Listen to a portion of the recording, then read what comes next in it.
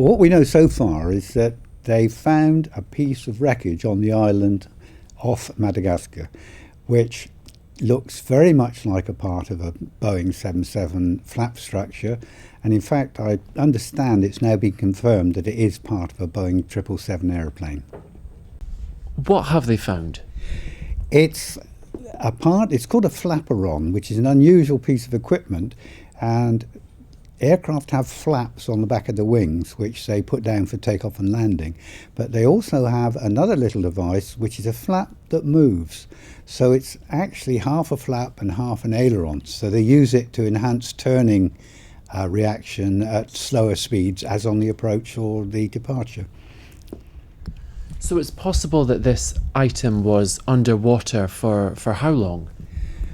Well, it's possible that it's been underwater since the aircraft hit the water, which is over a year ago now, and it's got all the signs of people who've looked at it have said that this has been in the water for at least a year, which would tie in. It is covered in various crustaceans and bits and pieces, and it has started to delaminate by the looks of it.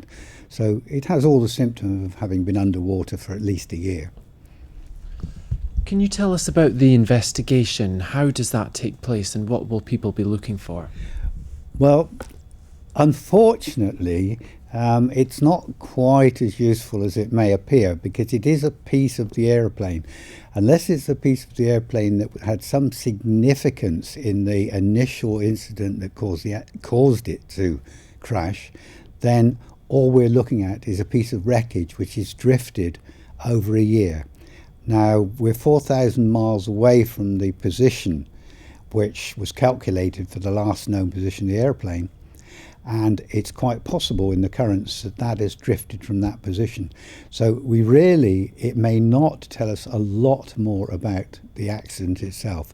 It will just tell us that the aircraft has probably hit the sea and broken up, which is as it was assumed anyway.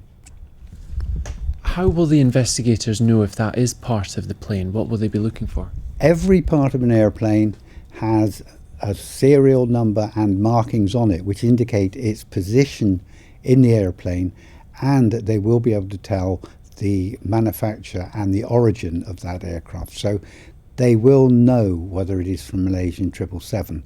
Having said that, once they've identified it as a part of a 777, the Malaysian aircraft is the only one that has crashed in that area.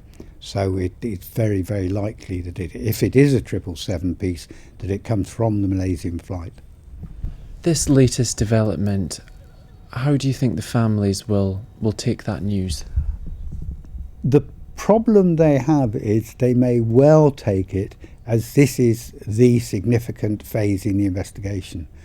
But I think it would be wise, and it will be explained to them, that this may not bring us any nearer finding the aeroplane.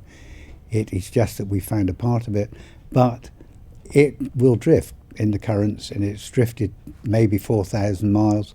So we're still probably in the same position as we were before, and that the search will have to carry on for the main parts of the airplane before we know what's happened to it. How possible is it that more pieces of the plane might start to appear now? Very possible. It is a fact that after a while underwater, some reason which you'd have to ask an oceanographer about, pieces do start floating to the top, drifting onto land. And also once they've spread out a bit on the water or just under the water, which a lot of these pieces would be, and they get in a current and they drift outside an area like that part of the world where there's very little shipping, you've got to get quite close to something like that to actually see it.